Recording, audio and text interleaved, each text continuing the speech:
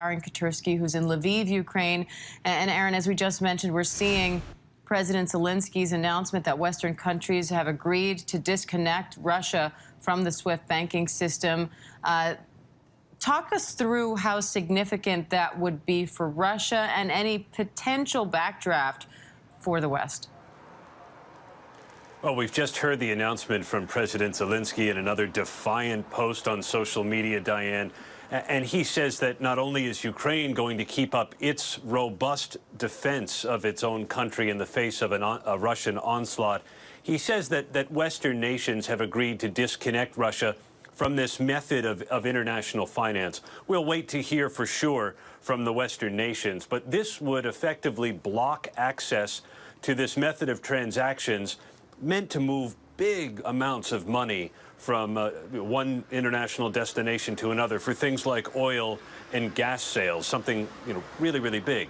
Now, the President of the United States has already said that the sanctions the U.S. and its European partners have implemented are beyond this, that sure, SWIFT is important, but cutting the Russians off from Western finance generally and going after the oligarchs individually could have a much more significant impact. But this is something the Ukrainians have been clamoring for, and they may have finally gotten it.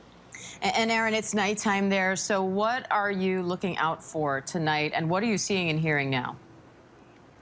These have been long and restless nights over the last couple of days as the Russians have advanced into the capital from a number of different entry points, and there's been heavy fighting, at least on the outskirts of the city and occasionally closer into the center. There have also been missiles fired at civilian locations, according to the Ukrainians, and we've seen that horrific video of a missile going into a high-rise residential building.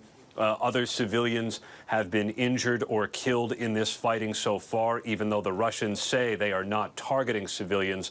Things happen, and this is war, and that reality has borne down on Kyiv and other key locations across the country. There's been heavy fighting in Kharkiv to the east, Odessa to the south, where the Russian resistance has not been as robust as it has been in the capital. That's really where the Russian defenses have been concentrated. They are trying to hold out as long as possible. And if they can do it, they have the promise of European and American aid. The United States approved $350 billion worth of aid for the Ukrainian military. That includes Stinger missiles to shoot down Russian aircraft, perhaps even out the advantage. We know that Russian air power is superior. So how quickly are Russian forces moving toward the capital at this point, and how are Ukrainian defense efforts going?